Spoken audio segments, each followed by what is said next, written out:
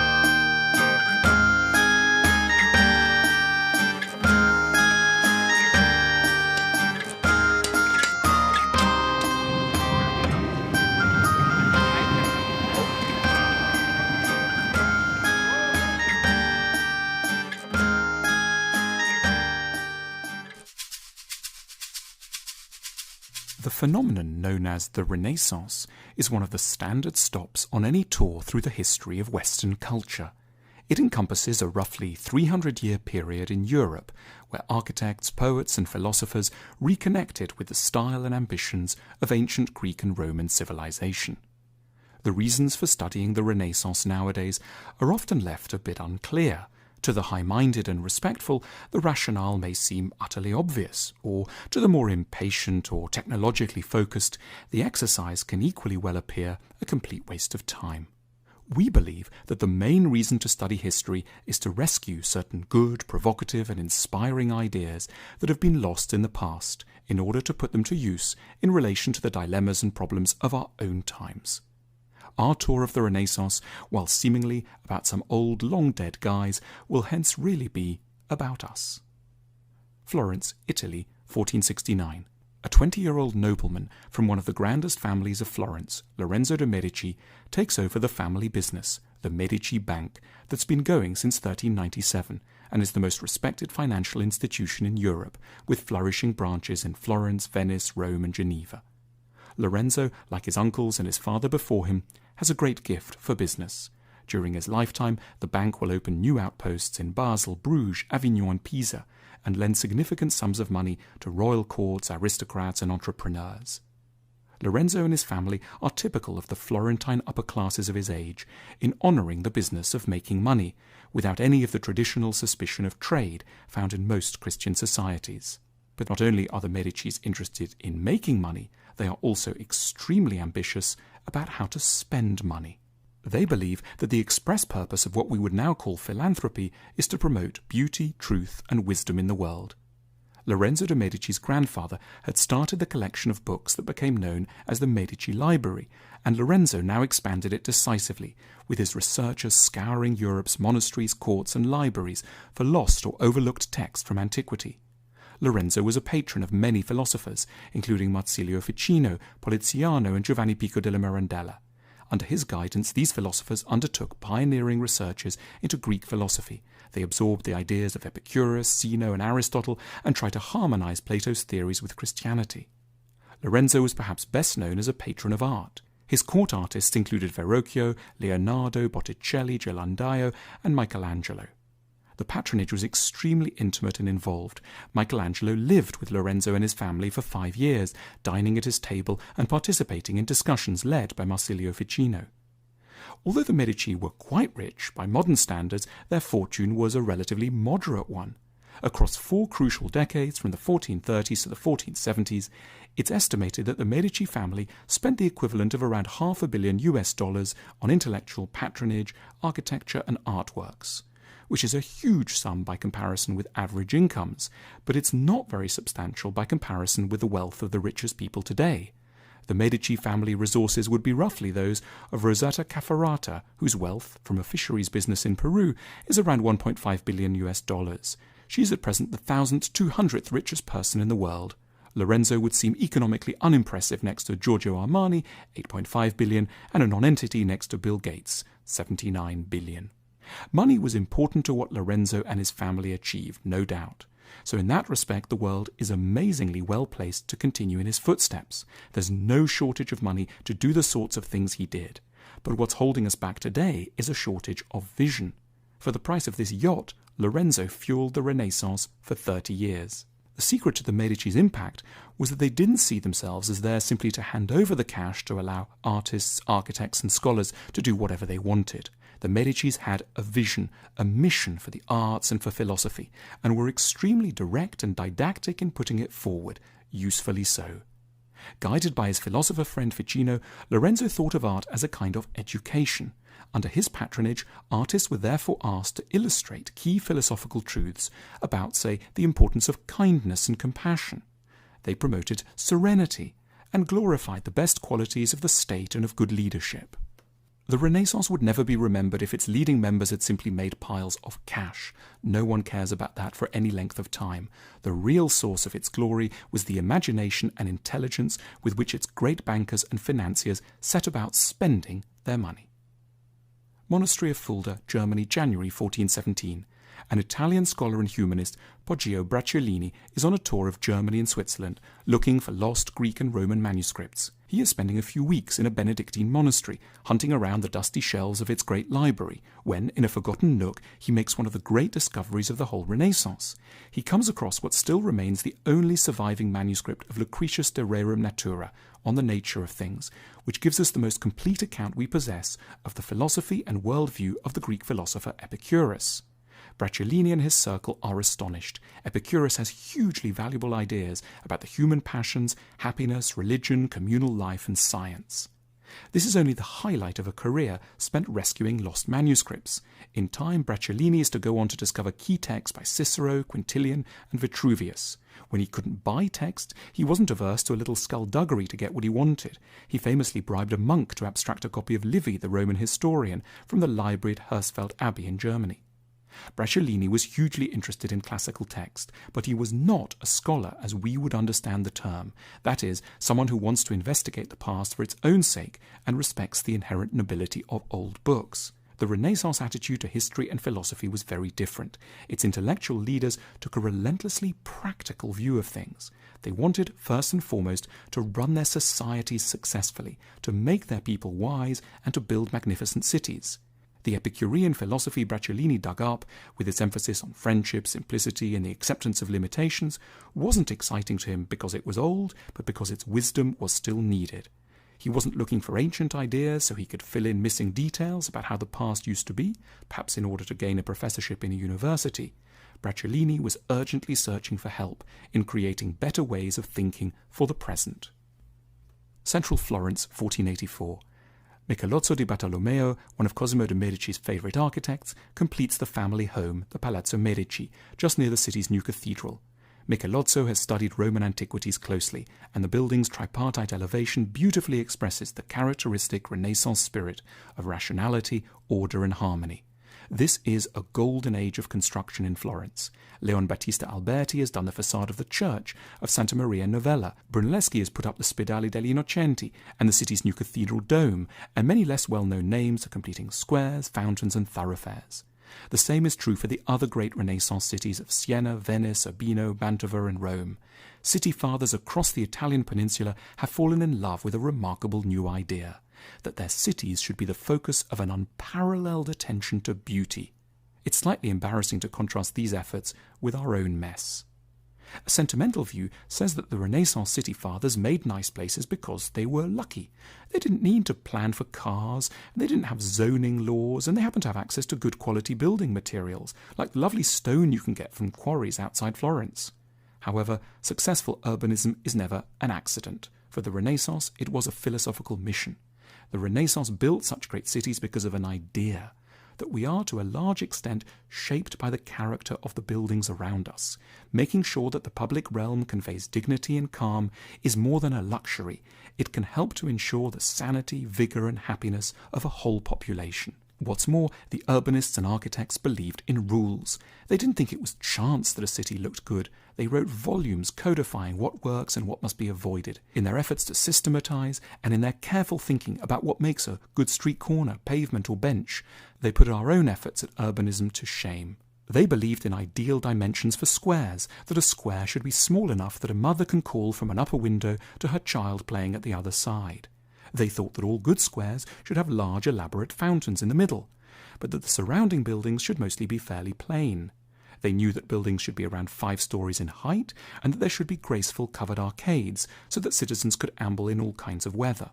Renaissance leaders like the Medici were marked by the views of the ancient Roman historian Sallust, who'd been deeply hostile to a situation that had developed in the decadent periods of Rome, where there had been, in his words, publicae egestas, privatim opulentia, public squalor and private opulence.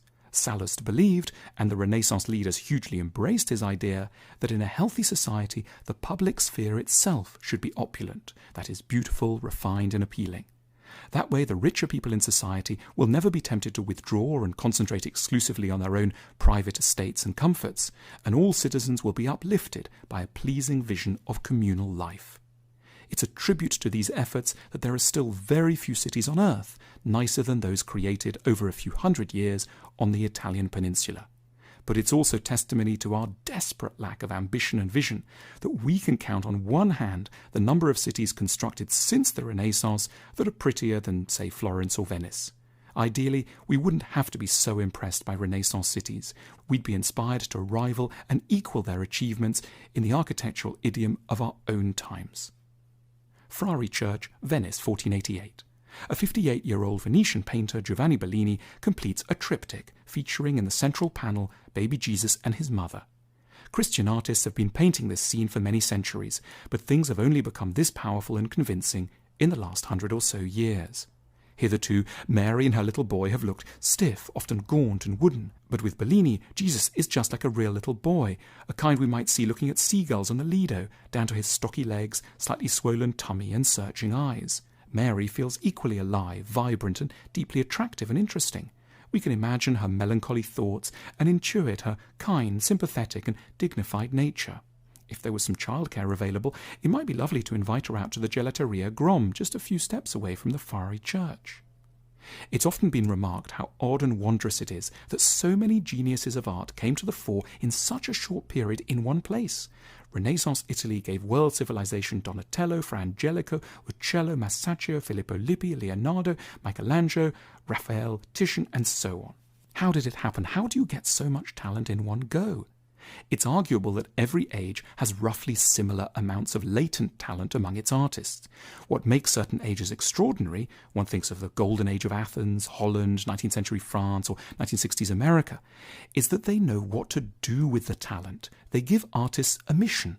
They have a clear sense of what art is for, and they therefore reward and invest in artists properly. What distinguishes the Renaissance is not, therefore, a freakish preponderance of artistic skill. It's an intensely clear vision of what art should be for. The Renaissance could be described as a heroic age of advertising. Yet the focus was not on selling consumer goods. It was on selling beauty, truth, and wisdom. The energy we still feel behind their art arose from a coherent ideological program. The Renaissance wanted to put painting in the service of ideas and to make these ideas palpable, effective, and life-changing. One thing the Renaissance was constantly advertising is philosophy.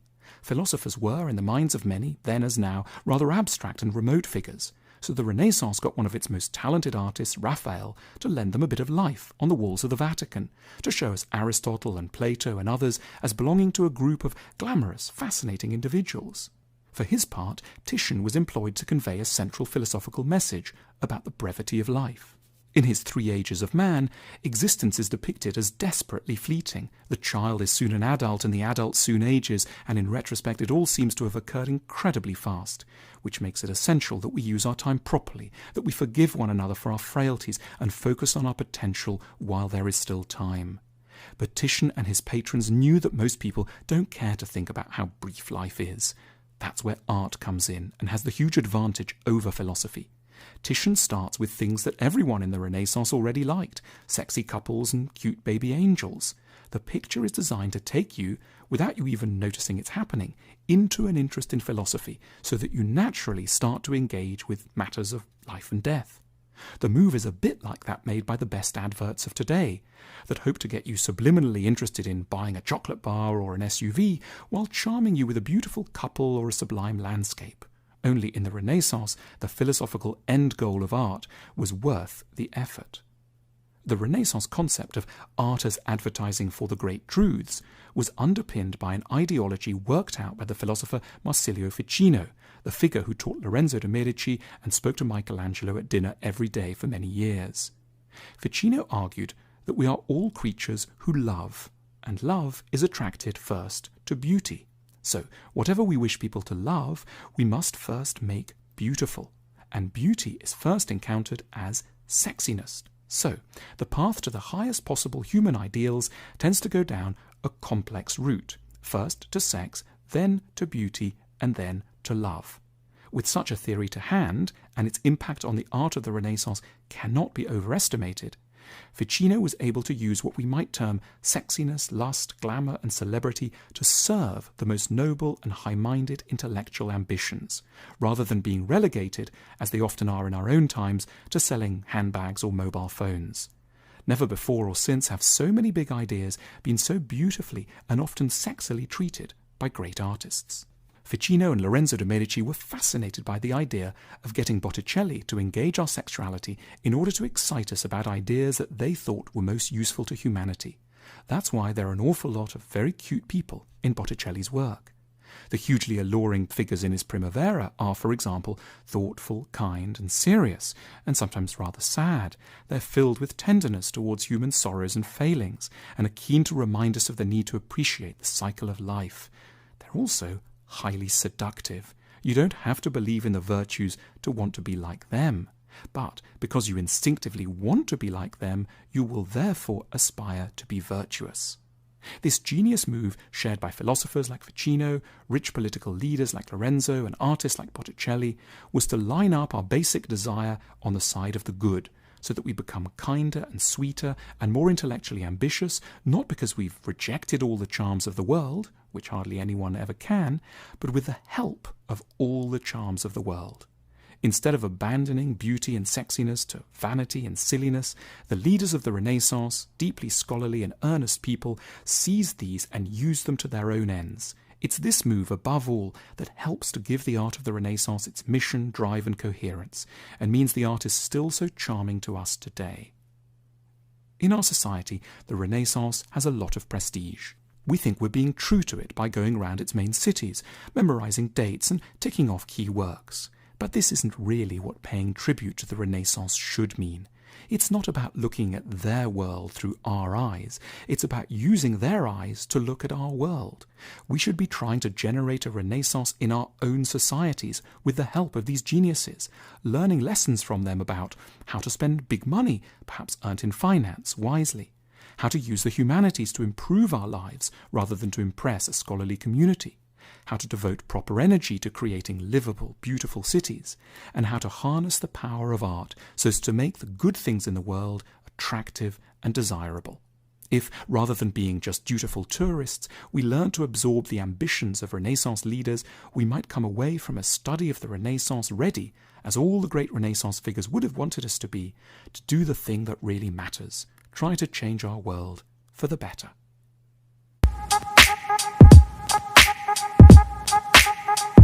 So before the Reformation, pretty much all Christians in Europe were Roman Catholic. Yes, there were other types of Christians in Eastern Europe and Asia and Africa, but Roman Catholicism was the dominant form of Christianity and had been since like the 4th century. The Protestant Reformation broke so-called Western Christendom into 2 and then 3 and then 4 until finally there were uncountable denominations of Christianity. Not just Lutherans, but Apostolic Lutherans and Reformed Lutherans and Free Lutherans and Lutherans for just going back to being Catholic because this has become so complicated. This was hugely important. It changed people's way of looking at themselves and the world. It led to wider European literacy and eventually forced governments to grant religious freedoms, while also at the same time maybe being more of a political revolution than a religious one. So during the European Middle Ages, the Catholic Church really dominated European civilization. It's almost impossible to imagine the scope of the Church's power in the Middle Ages, but let's try. First off, the Catholic Church was the caretaker of the most important thing that Christians had, their souls, which, unlike our temporal bodies, were eternal. And then there was the parish priest, who played a pivotal role throughout every person's life, baptizing them, marrying them, hearing their confessions, providing last rites. The church also provided all of the social services. It distributed alms to the poor and ran orphanages and provided what education was available. And most Europeans would, in their lives, meet exactly one person who could read the Bible, which was only available in Latin: their parish priest. And the church owned over 1/3 of all the land in Europe, which helped make it the most powerful economic and political force on the continent. And the Pope claimed authority over all the kings of Europe as the successor to the Roman emperor. So this was a very powerful institution, and it was undone by one chronically constipated monk. Here at Crash Course, we don't like to get too into like great man history, but the Reformation really was initiated and shaped by one man, Martin Luther. No, Stan, the Martin Luther he was named for. No, Stan, the Martin Luther that he was named for, yes. Okay, let's go to the thought bubble. Luther studied law, and like most law students, he hated it. Then one day, a sudden storm blew up, lightning struck him to the ground, and in a panic, he cried, "Help me, Saint Anne, I'll become a monk." He survived, and in the next 2 weeks, he withdrew from university, entered an Augustinian monastery, took his vows, and sent a message to inform his family, who I'm sure were delighted to have spent all that money on education because monking is so lucrative. In 1505, Luther was sent to Rome on a diplomatic mission, and he ignored all the awesome art and focused instead on on Rome's corruption, with prostitutes openly soliciting on the filthy streets, priests who made light of their duties hurrying through Mass so fast that it seemed to mean nothing, and openly deriding church doctrine. Luther was obsessed with his own sinfulness, and he kept confessing incessantly, and finally his confessor and teachers sent him to the University of Wittenberg because, they were a little bit annoyed with him, and they figured he'd be good at teaching scripture. These days, of course, incessant confessors are put on The Real Housewives of New Jersey, but back then you sent them to the University of Wittenberg. Anyway, Luther finally found his answer in St. Paul's epistles, specifically in one line that said, "The just shall live by faith." In other words, salvation comes through faith, not good works, not through prayer or fasting or vigils or pilgrimages or relics or giving to the poor or the sacraments or any action that a person can take. We can't ever be good enough through our actions to merit salvation. We can only have faith. In Latin, sola fide. Only faith. Thanks, Thought Bubble. So Martin Luther's new interpretation of sola fide grew into a full-scale conflict with the Catholic Church when a friar named John Tetzel came to Wittenberg selling indulgences. An indulgence was a donation to the church that came with a promise from the Pope to reduce a sinner's time in purgatory. Like, to quote from an indulgence that Friar Tetzel sold, "I replace thee in the state of innocence and purity in which thou wert at the hour of thy baptism." Luther felt like that wasn't the sort of thing that, should be for sale. The price of this whole life complete forgiveness of any horrible sin certificate, by the way, was 3 marks, probably about half a year's wages for a laborer. So Luther didn't like seeing his parishioners handing over money that they didn't have for a scrap of paper that he believed to be meaningless. So in response, he wrote 95 theses against indulgences and then dramatically nailed them to the church door for all to see on October 31st, 1517, or else he mailed them to the archbishop, or possibly both. We don't actually know. This led to a series of debates with other men of the cloth, during which Luther's positions became increasingly radical. Starting from the statement that Christians were saved only through faith and the grace of God, for instance, Luther then upped the ante, saying that the church's rituals didn't have the power to save souls. And then he argued that far from being infallible, the church and the Pope made errors all the time. That was a pretty bold thing to say, and then it got even more dramatic when Luther ultimately denied that the church and the officers of it had any spiritual powers. He said that the priesthood was a human invention and that individual Christians didn't even need priests to receive the grace of God. Instead, Luther described a priesthood of all believers. So this had gone from a call for reforming indulgences to a revolution. So in 1521, Luther was called to defend his ideas before the Holy Roman Emperor Charles V at the imperial diet of Worms, or in German, Worms. Also, let me say retroactively, now that everyone has commented on my poor German pronunciation, Wittenberg. Emperor Charles famously said, "A single friar who goes counter to all Christianity for 1,000 years must be wrong." To which Luther was like, "Stop flapping that hideous Habsburg jaw of yours." But there was something to what Charles was saying, right? Because plenty of radical friars had criticized the church's abuses and hypocrisies over the years.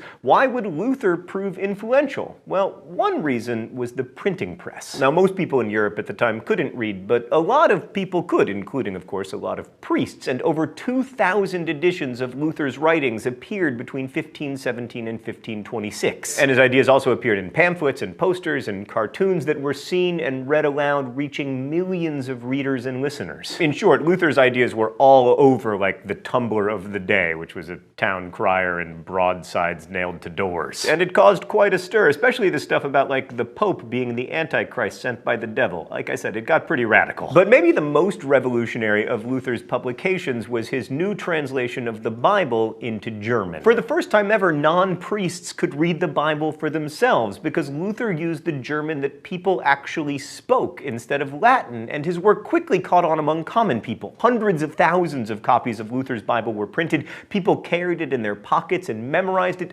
Now everyone could quote scripture and discuss its meaning. Now Luther's theory was that if everyone just returned directly to the scriptures, they would see the one single truth and the church would be restored to its original simplicity. Yeah, no, I have a message to the restorers of history. There is no original simplicity! The thing is, once you start making scripture accessible to everyone and tell them that their opinions are just as good as those of the clergy, what happens is that people start, having different different interpretations of what religious truth is. So Luther's protest started creating spin-offs, the Zwinglians and the Calvinists and the Anabaptists, and then the spin-offs had their own spin-offs. It's like how first there was Iron Man, and then there was the Avengers, and then, you know, like an Avengers TV show. Pretty soon we're gonna have Ant-Man get his own movie. The Protestant Reformation is basically just the exact same thing as the Marvel comic universe, but no Thor because he's pagan. Anyway, many of these new denominations will be familiar to you. The Anglicans and Puritans, the Quakers, the Presbyterians, the Methodists, the Baptists. Each of these new Protestant churches thought that it knew the one true way to worship God and that, you know, everyone else was going to hell, and this led to some fighting. And also some disemboweling. Oh,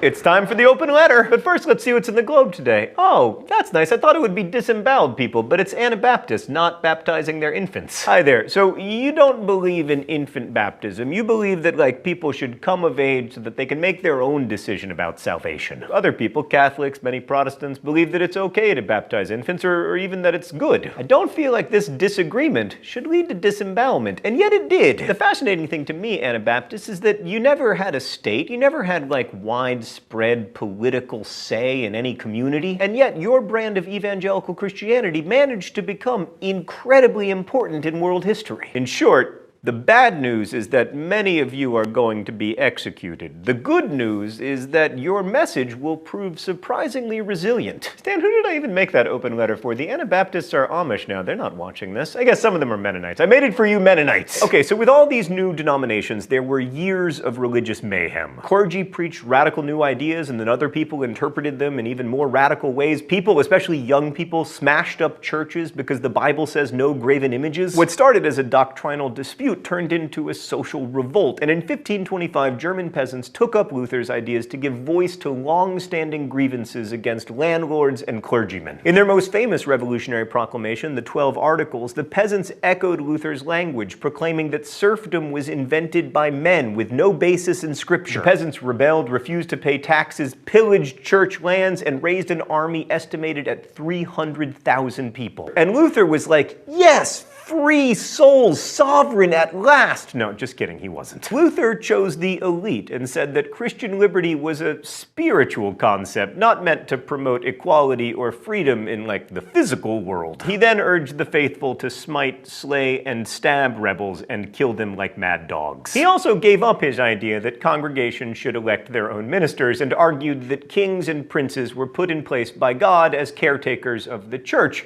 And that turned out to be the winning side, for a few hundred years anyway. The German Peasants' Revolt, the biggest revolutionary uprising in Europe before the French Revolution, was suppressed with crushing brutality. An estimated 100,000 people were killed. So Luther chose the princes in the name of stability and success, but why would princes choose Lutheranism when the Holy Roman Emperor had forbidden it? Let's look at one example, the first actual ruler who broke with the Pope, the heroic, frequently divorced founder of Anglicanism, King Henry VIII of England. What's that, Stan? Apparently it was not King Henry VIII. It was Grand Master Albert of the Teutonic Order of Monks, crusaders who'd come to rule parts of what is now Poland. So many Teutonic knights individually left the order for Lutheranism because they liked the theology. Albert started by reading Lutheran tracts, and he became a fan, allowing Lutheran preachers into his cities and even traveling to meet with Luther in person. On Luther's advice, Grand Master Albert dissolved the Teutonic state and founded instead the Duchy of Prussia. I guess that was a country where they all danced the Dougie?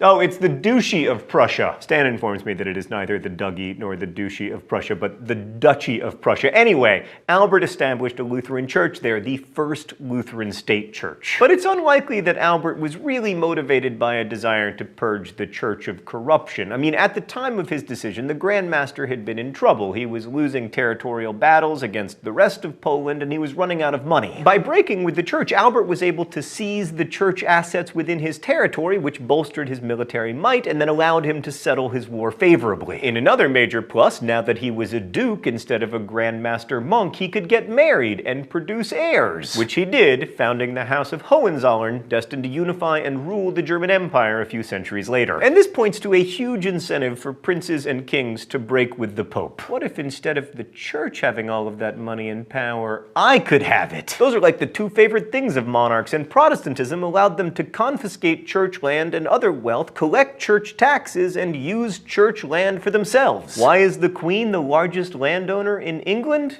Because the Protestant Reformation. That said, we shouldn't minimize the extent to which the Reformation really was about belief. I mean, Catholics truly believed that Protestants were heretics, and Protestants truly believed that the Pope and his hierarchy were impostors. If it were only about land and influence, how could we explain the case of Saxon Elector John Frederick, for instance? When defeated and imprisoned by his Catholic emperor, Frederick was given the choice between his lands and his faith. He chose his faith. And then there were Catholics like Sir Thomas More, who would not sanction Henry VIII's break with the Pope and chose execution over sacrilege. So in the end, the Reformation was both a religious movement and a political one. Now, many argue that the Reformation eventually led to more religious toleration in Europe because people just had to learn to live with each other once they had a bunch of wars and figured out that there were going to be both Catholic and Protestants moving forward. There were many other effects of the Protestant Reformation. Max Weber famously called it the foundation of European capitalism. But for me, the most crucial aspect of the Protestant Reformation is contained inside the words protest and reform. These have become two of the central political ideas in recent centuries. And while religion has justifiably been blamed for much violence and intolerance, we should also remember that many of the leaders of the American Civil Rights Movement, for instance, were Protestant clergy. And they saw a history of protest that could fuel real and lasting reform that included people like Gandhi and Thoreau.